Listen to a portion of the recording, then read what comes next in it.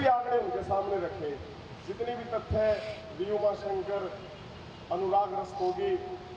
OSD Jawahar Yadav, उनके सामने जितने भी आंकड़े रखे, और वो आंकड़े लगभग अगर उसका बेस मान के चले तो 15,000 कर्मचारियों का बेस है, जिसके बाद वो आधार शुरू होता है लगभग 30,000 साथियों का। उन्होंने इसमें 25 से 30,000 साथियों की डिमांड को लगभग 1.5 लाख कर्मचारियों को डिमांड घोषित करने की पूरी कोशिश की उन्होंने। लेकिन हमने ध्यान रखा था 35,400 से नीचे किसी भी स्तर पर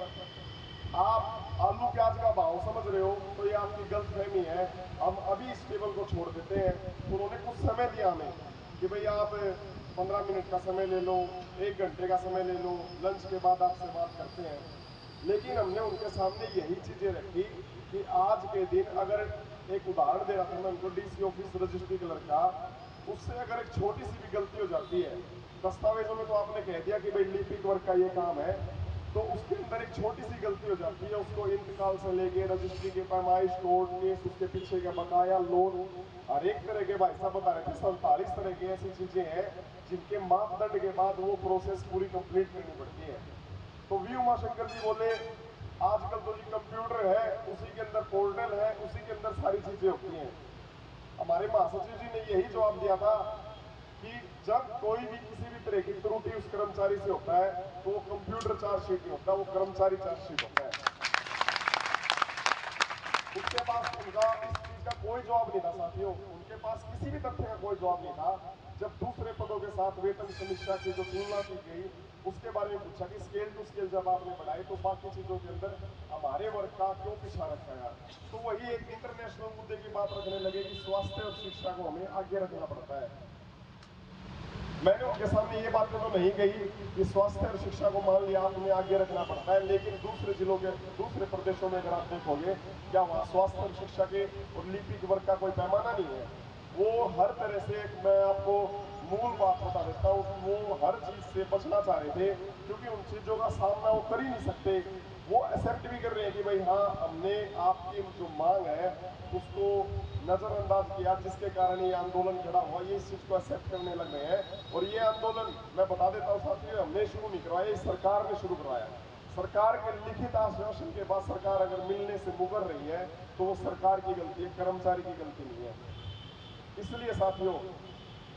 अब वो हमारे ऊपर एक साइकोलॉजिकल प्रेशर बनाने की कोशिश कर रहे हैं कि आपकी मांग जायज नहीं है, आपकी मांग 1.5 लाख कर्मचारियों की मांग है। मैंने उसी समय HRMS पोर्टल खोल के उन्हें बता दिया था कि बोर्ड निगम में इतने कर्मचारी हैं और विभागों के अंदर इतने कर्मचारी हैं, 2,65,000 इतने उसके अंदर है, और जो अपने बोर्ड कॉर्पोरेशन है उसके अंदर 56,000 कुछ कर्मचारी है। मैं बोला कि 3 लाख कर्मचारियों में से 1.5 लाख कर्मचारियों की मांग आप हमारी मांग के अंदर शामिल कर रहे हो, ये किस प्रकार से जायज है। उसका भी उनके पास कोई जवाब नहीं था। वो ये चाह रहे थे किसी न किसी तरह से ये किसी न किसी समझौते पे आ जाए, और वो बार बार ये कह रहे थे कि आप इसके अलावा कोई और मांग रखो, क्योंकि आपने ये एक ऐसी मांग रख दी जिसके कारण पूरे का पूरा परिवेश बदलना पड़ेगा। मैंने कहा यही मांग हमने इसीलिए रखी क्योंकि इसी के अंदर हमारा असिस्टेंट शामिल है, इसी के अंदर डिप्टी शामिल है, और इसी के अंदर हमारा सुप्रीडेंट शामिल है। उनके ऊपर भी सच में वाकई सरकार दिखाती नहीं है, उनके ऊपर भी पूरा प्रेशर है, क्योंकि ये मांग, एक मांग के अंदर हमारा सारी चीजों का रामबाण इलाज है, चाहे वो ACP का हो, चाहे हमारी दूर दराज हमारा स्थानांतरण हो, या हमारी कोई भी मानसिक दबाव का जो हम सामना कर रहे हैं, वो अगर आर्थिक स्थिति हमारी अच्छी है तो मानसिक दबाव का हम सामना कर सकते हैं। लेकिन एक जगह मानसिक दबाव भी अधिकारियों का, ऊपर से आर्थिक स्थिति भी इतनी कमजोर, तो दोनों तरह से पिसने के बाद कर्मचारी का वो बुरा हाल होता है, जिसको बयां वो कर्मचारी तो अच्छे से कर सकते हैं जो शादीशुदा है, 100 150 किलोमीटर दूर अपने 2 परिवारों को चला रहे हैं, एक जहाँ पे उनका जन्म हुआ अपने माँ बाप को, और एक जहाँ वो खुद रहता है वहां पर। ये मूल बातें हैं साथियों, आपको मैं विश्वास दिलाना चाहता हूँ, हमने वहां पर अपनी 35,400 की डिमांड के अलावा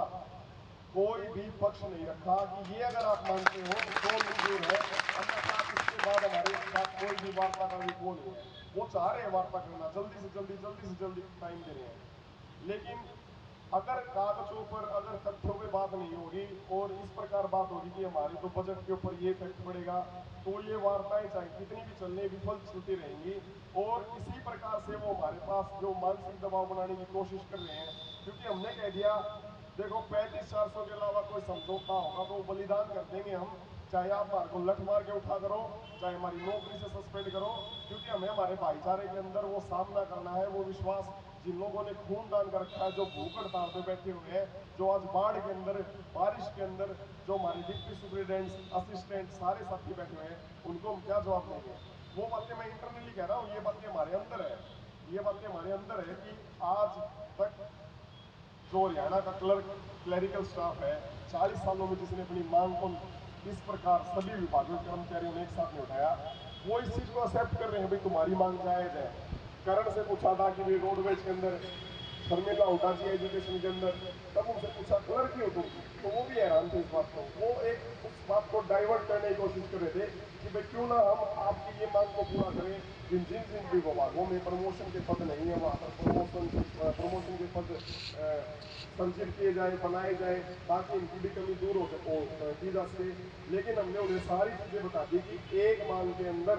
हमारी सारी चीजें समाहित है, इसलिए आप इधर उधर की बातें न करते हुए इस मांग की तरफ फोकस करें कि किस प्रकार मिट्टी के वर्ग का जो बेस 3500 क्लर्क का बनता है वो देने की कोशिश करें। साथियों, ऐसे आंदोलन जीवन में बार बार नहीं होते, आप पूछ के भी देखना अपने वरिष्ठ शासियों के, आगे भविष्य में भी देखोगे ऐसे आंदोलन जीवन में बार बार नहीं होते। मुझे पता है अपनी परिस्थितियां कैसी चल रही है, मन के अंदर बहुत सारी शंकाएं चल रही होंगी, लेकिन मैं आपको एक ही चीज का जवाब दूंगा। चरण भाई भी मेरे को जानता है 3 साल से, आशीष भी जानता है, अनिल से है, शायद यहाँ पे नहीं होंगे, बहुत सारे ईरा मैडम है, बहुत सारे ऐसे साथी हैं जो जानते हैं लगभग 3 साल से। ईमानदारी के साथ ये संघर्ष की शुरुआत हुई है, जिसके अंदर एक ही भावना है, कर्मचारी की भावना, और इसके अंदर ना किसी की जात है, पात है, धर्म है, ये कर्मचारियों की भावना को परिवार के रूप में जोड़ा है साथियों। और उसी ईमानदारी के साथ सरकार के सामने जब भी टेबल के ऊपर बात होगी, वो तो सरकार के हैं अधिकारी, वो अपना पक्ष नहीं रखेंगे तो किसका पक्ष रखेंगे, लेकिन हम हमारे जो तथ्य हैं जो आपके समक्ष प्रस्तुत किए थे, उन्हीं तथ्यों के आधार पर हम लड़ाई करते रहेंगे, उसके अलावा किसी भी तरह से हम समझौता नहीं करेंगे साथियों। इस बात का कर्मचारी